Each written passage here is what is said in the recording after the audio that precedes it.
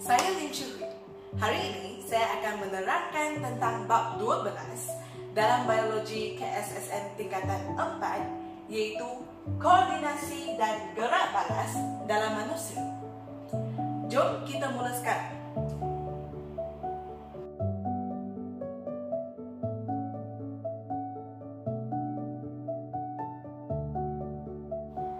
Mula-mula, marilah kita fokus dalam subtopik yang pertama, yaitu 12.1, koordinasi dan gerak balas.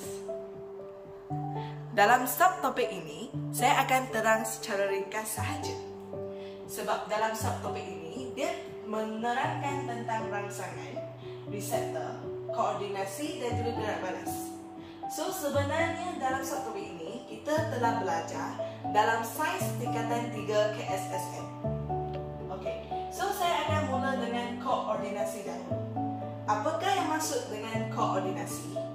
Koordinasi merupakan proses yang melibatkan reseptor untuk mengesan sesuatu rangsangan dan menghasilkan gerak balas terhadap rangsangan tersebut.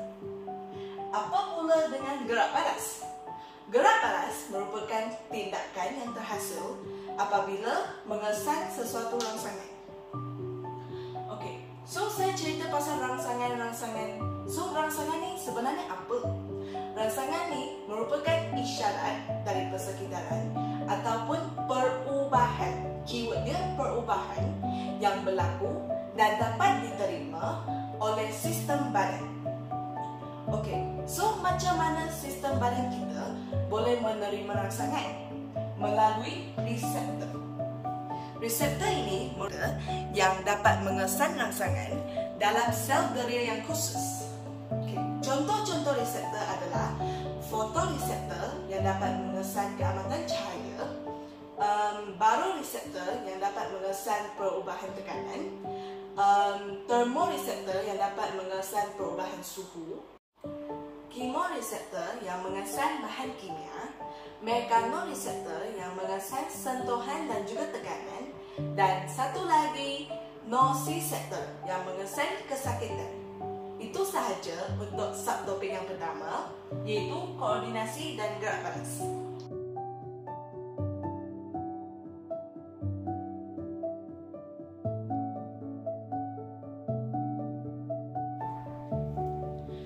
Subtopik 12.2, sistem saraf.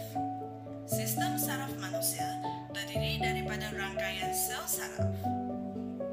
Sistem saraf terdiri daripada dua, yaitu sistem saraf pusat dan juga sistem saraf periferi. Sistem saraf pusat terdiri daripada otak dan juga saraf tunjang. Manakala saraf periferi terdiri daripada saraf spina dan juga saraf kranium. Saraf spina terletak di bahagian keseluruhan badan kecuali otak. Manakala saraf kranium terletak di bahagian otak. Dalam badan manusia terdapat 12 pasangan saraf kranium dan juga 31 pasang saraf spina. Apakah fungsi saraf kranium? Menghantar impuls dari dan ke otak. Sebab dia ada kaitan dengan otak kan? Okey, seterusnya saraf spina pula menghantar impuls dari dan ke saraf tunjang.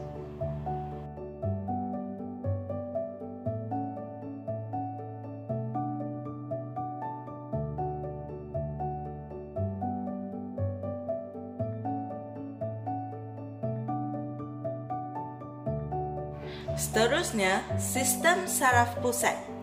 Sistem saraf pusat terdiri daripada otak dan juga saraf tunjang. Otak mempunyai komponen-komponen yang berbeza-beza, iaitu cerebrum,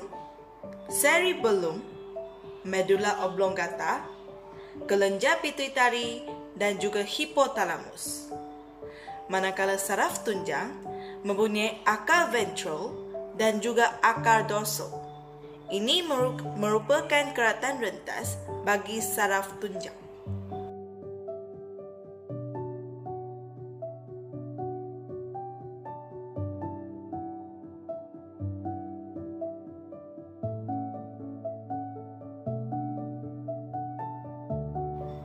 Kawan-kawan boleh rujuk gambar raja ini, iaitu 3 bahagian utama otak: cerebrum, cerebellum dan juga medulla oblongata.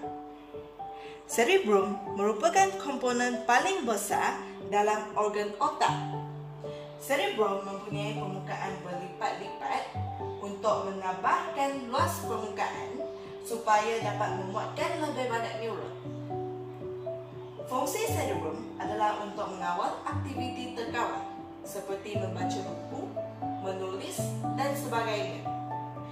Cerebrum menerima impuls saraf daripada reseptor dan seterusnya menginterpretasi, menganalisis maklumat dan menghantar impuls saraf ke efektor. Manakala cerebrum berfungsi untuk mengkoordinasi pergerakan melalui pengecutan otot dan mengawal keseimbangan badan.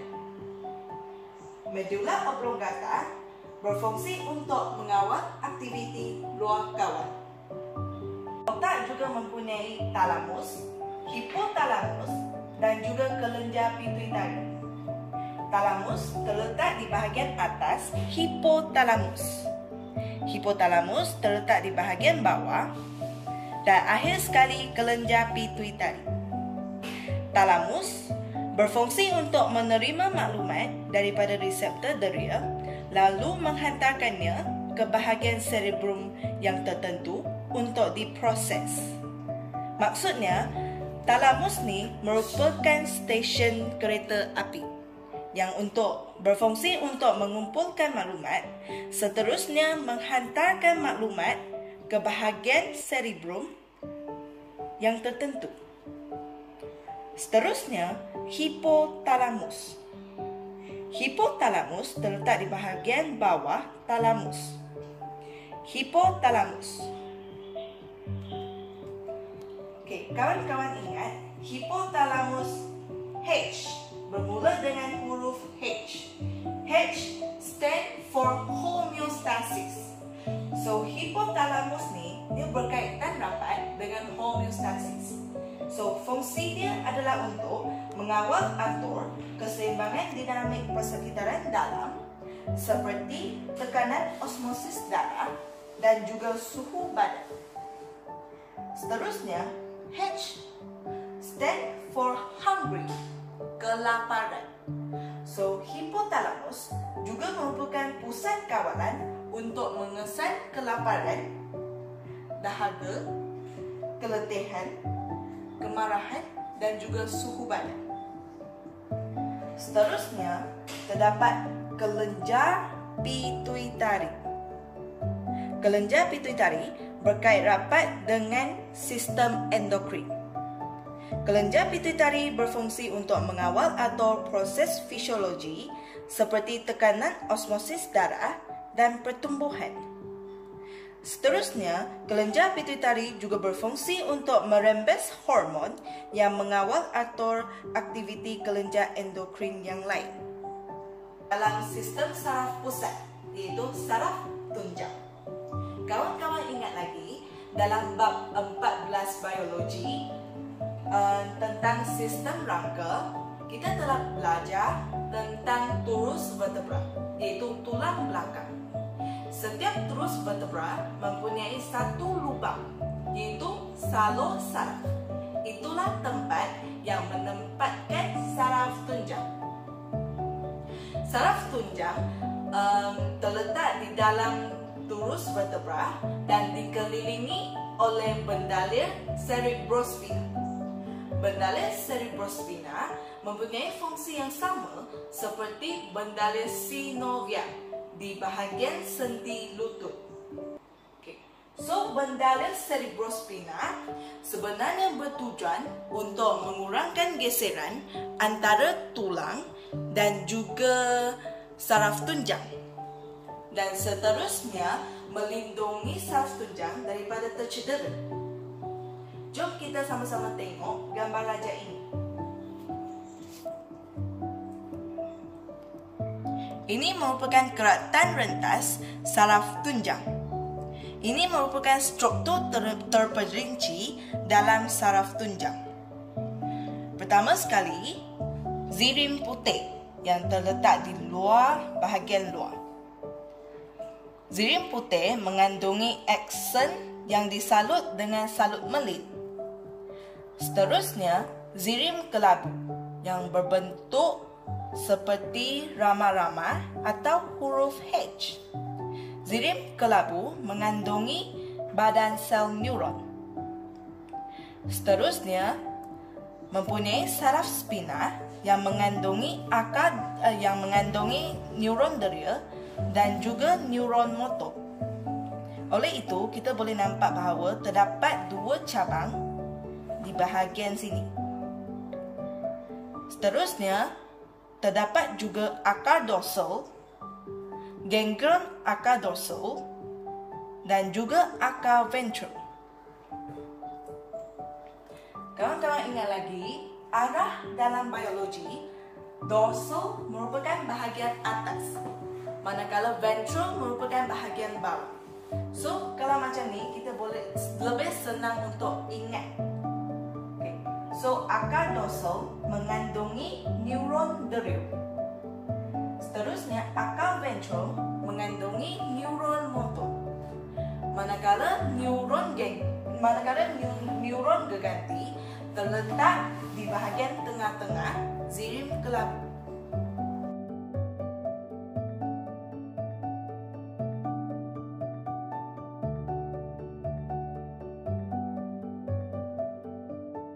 Okey, seterusnya 12.3 neuron dan sinaps. Neuron juga dikenali sebagai sel saraf. Sistem saraf dalam manusia terdiri daripada berjuta-juta neuron. Saya ada idea. Marilah kita bersama-sama mengenali dan juga mengingati struktur asas dan juga fungsi neuron. Neuron berfungsi untuk menghantar impuls saraf. Impuls saraf sebenarnya juga boleh dikenali sebagai impuls elektrik. Kita bayangkan kedudukan tangan seperti ini adalah neuron. Kita bayangkan hujung jari tangan kanan sebagai dendrit. Dendrit merupakan cabang pendek daripada badan sel. Dendrit juga boleh dikenali sebagai unjuran sitoplasma. Dendrit berfungsi untuk menerima impuls saraf dari neuron yang lain atau persekitaran luar dan menghantarkannya ke badan sel. Badan sel iaitu tapak tangan mempunyai nukleus dan juga sitoplasma. Fungsi badan sel adalah untuk mengintegrasikan isyarat dan mengkoordinasi aktiviti metabolisme.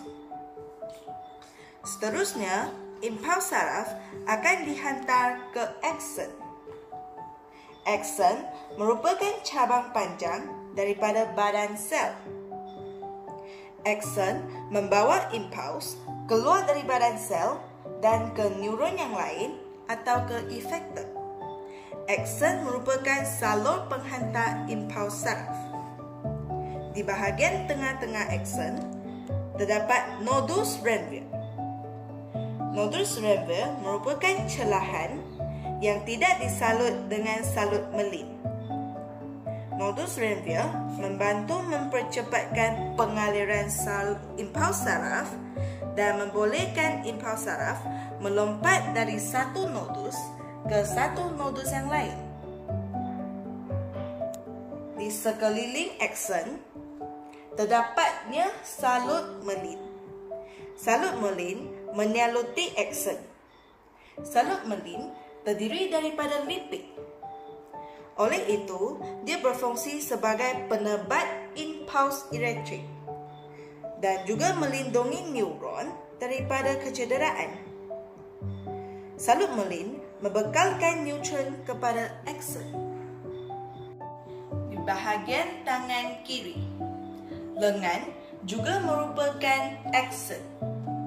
Apabila impuls saraf menghantar dan melalui akson dan sampai ke hujung cabang iaitu bonggol sinaps. Bongo synapse ni merupakan pembengkakan pada hujung cabang akson. Bongo synapse berfungsi menghantar isyarat ke sel otot, sel kelenjar atau dendrit neuron yang lain. Terdapat 3 jenis neuron, iaitu neuron deria, neuron geganti dan juga neuron motor. Neuron deria, badan selnya terletak di tengah-tengah akson. Manakala neuron geganti mempunyai dendrit yang mengelilingi badan sel. Manakala neuron motor, badan selnya terletak di bahagian atas akson. So, ketiga-tiga neuron ini mempunyai tempat sambungan yang berbeza-beza. Reseptor atau organ-organ deria bersambung dengan neuron deria. Efektor pula bersambung dengan neuron motor. Sistem saraf pusat pula bersambung dengan neuron geganti. Fungsi neuron deria adalah untuk menerima impuls dari organ deria atau reseptor. Manakala fungsi neuron geganti adalah menghubungkan neuron deria dengan neuron motor dan menghantar impuls saraf antara kedua-dua neuron. Neuron motor pula menghantar impuls dari sistem saraf pusat ke efektor. Seterusnya, saya akan menerangkan tentang penghantaran impuls melalui sinaps.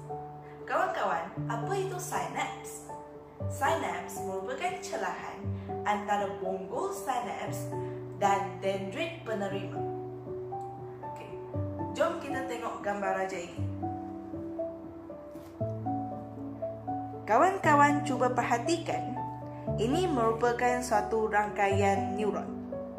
Ini merupakan neuron pertama dan ini adalah neuron kedua. So, sekarang saya akan terangkan bagaimana impuls saraf dapat dihantar melalui neuron yang pertama ke neuron yang kedua. Okay. Apabila impuls saraf diterima oleh dendrit, seterusnya dihantar ke badan sel, ke akson, sehingga sampai hujung bongo sinaps. Okay. Muncullah satu bahan kimia yang dinamakan sebagai neurotransmitter yang membantu dalam proses ini supaya impuls saraf dapat dihantar oleh bongo sinaps dari neuron yang pertama ke neuron yang kedua. Apabila proses penghantaran impuls antara bongo sinaps dan dendrit diperbesarkan, dia akan jadi macam ini. Ini merupakan gambar antara bongo sinaps dan juga dendrit penerima. Ini merupakan bongo sinaps di hujung neuron yang pertama, manakala ini yang dekat bahagian bawah ni merupakan dendrit penerima. Okay. So, apa yang saya nak terangkan adalah antara dua bahagian ini terdapat satu ruang. Ruang ini merupakan sinaps. Okay. So, impuls itu akan dialir sehingga ke hujung bongo sinaps. Okay. Apabila sampai sini, dia memerlukan bantuan bahan kimia supaya pemancaran impuls dapat berlaku secara kimia. Dan impuls ini akan bertukar daripada impuls elektrik ke impuls kimia. Okey. So, dia memerlukan bantuan bahan kimia tu. Apa bahan kimia tersebut? Iaitu neurotransmitter. Neurotransmitter membantu memancarkan impuls saraf. Okey. So, neurotransmitter ni dia disimpan di dalam vesicle synapse yang terletak di hujung bongo synapse. Okay. So, apabila impuls saraf dihantar sehingga hujung bongo synapse, vesicle synapse akan merangsang neurotransmitter. Okay. Selepas neurotransmitter dirangsangkan, neurotransmitter akan merentasi membran sinaps dan seterusnya masuk dan bergabung dengan dendrit, iaitu dendrit penerima. Apabila protein reseptor dendrit penerima bergabung dengan neurotransmitter, so pergabungan ini dia akan mencetuskan impuls elektrik balik. So impuls elektrik ini membenarkan neuron kedua menghantar impuls seterusnya dan ke seterusnya lagi.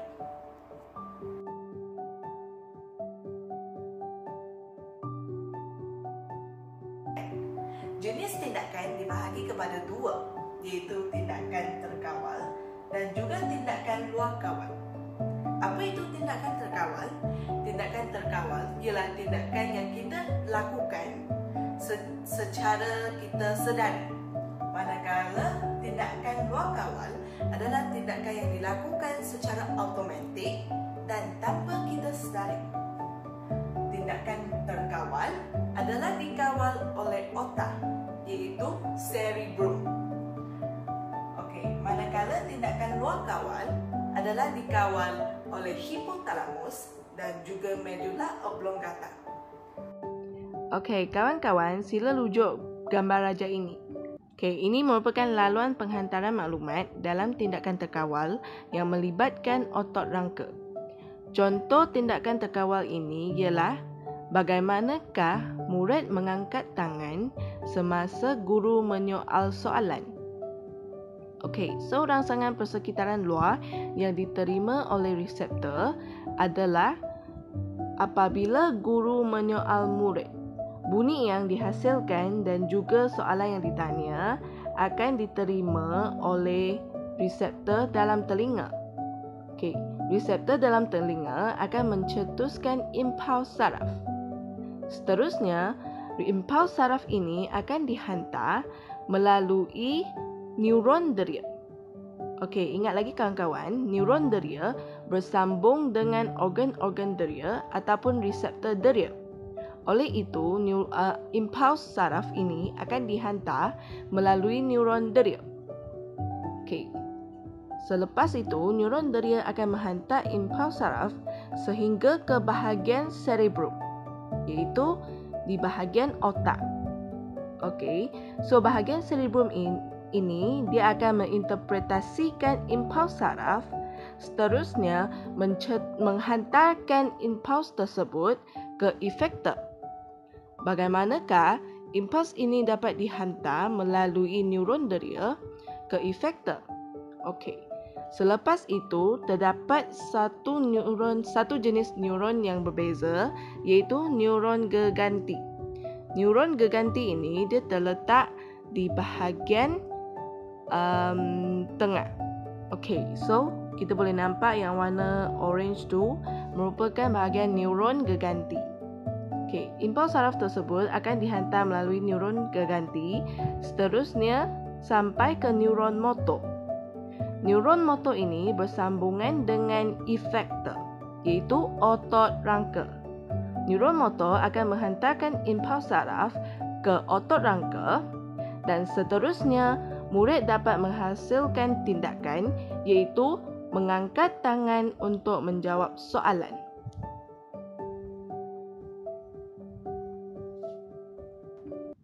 Tindakan refleks. Tindakan refleks merupakan tindakan ataupun gerak balas yang pantas terhadap rangsangan tanpa dikawal oleh otak. Laluan saraf yang terlibat dalam tindakan refleks disebut sebagai arka refleks. Tindakan refleks. Tindakan refleks yang melibatkan 3 neuron, iaitu neuron deria, neuron geganti dan juga neuron motor. Ini merupakan salah satu contoh tindakan refleks yang melibatkan 3 neuron. Apabila tangan seseorang tercucuk paku yang tajam, okey, so apa rangsangan yang akan hasilkan? Okey, saya tunjuk dulu neuron deria merupakan garis yang warna hijau tu, manakala neuron geganti yang warna pink yang terdapat dalam zirim kelabu saraf tunjang. Seterusnya, garis yang biru tu merupakan neuron motor. Okey, so bagaimanakah rangsangan ini dapat dikesan oleh sistem badan? Okey, apabila jari tercucuk pin yang tajam, reseptor deria akan mengesan rangsangan dan seterusnya mencetuskan impuls saraf. Impuls saraf ni akan dialirkan di sepanjang neuron deria ke saraf tunjang. Seperti yang telah saya terangkan, neuron deria bersambung dengan reseptor deria. Oleh itu, impuls saraf dapat dihantarkan melalui neuron deria. Okey, seterusnya, impuls saraf akan dipindahkan dari neuron deria ke neuron geganti. Okey, neuron geganti bersambung dengan sistem saraf pusat. Oleh itu, dia terletak di dalam zirim kelabu. Okey. Seterusnya, neuron geganti akan menghantarkan impuls saraf dan memindahkannya ke neuron motor. Neuron motor yang bersambung dengan efektor iaitu otot tangan, dia akan menghasilkan gerakan iaitu menarikkan tangan dia dengan cepat supaya dapat mengelakkan kecederaan. Tindakan refleks yang melibatkan dua neuron sahaja iaitu neuron deria dan juga neuron motor. Contoh tindakan refleks ialah sentakan lutut. Okey, apabila tendon di bawah tempurung lutut diketuk, otot quadriceps akan menjadi renggang dan akan merangsangkan reseptor renggangan untuk mencetuskan impuls saraf. So, kawan-kawan boleh rujuk dalam gambar raja. Apabila tendon di bawah lutut tu diketuk, rangsangan akan dikesan. Okey. So, impuls saraf ini akan tercetus dan seterusnya juga dihantar melalui neuron deria. Seterusnya, neuron deria akan menghantar impuls saraf ke neuron motor dalam saraf tunjang. Kawan-kawan cuba perhatikan dalam saraf tunjang tu terdapat dua laluan, iaitu yang pertama yang menyambungkan neuron deria dengan neuron motor, iaitu yang garis warna biru dengan warna merah tersebut. Dan yang lagi satu laluan adalah neuron deria, neuron geganti dan juga neuron motor. Yang ketiga-tiga neuron tu, laluan tersebut adalah untuk tindakan refleks yang melibatkan tiga neuron. Okey, so untuk tindakan ini, dia akan melalui neuron deria dan juga neuron motor sahaja. Neuron motor akan menghantar impuls kemudiannya ke otot quadriceps. Otot quadriceps ni yang terdapat di bahagian kaki. Otot di bahagian kaki. Okey, so otot quadriceps akan mengecut, lalu menyebabkan kaki tersentak ke hadapan. Itulah efektor yang menghasilkan gerak balas. So, itu sahaja untuk tindakan refleks yang melibatkan 3 neuron dan juga tindakan refleks yang melibatkan 2 neuron. Itu sahaja penerangan saya pada hari ini. Semoga kamu semua lebih memahami tentang koordinasi dan gerak balas dalam manusia. Jika ada apa-apa pertanyaan, boleh komen di bawah. Sekian, terima kasih.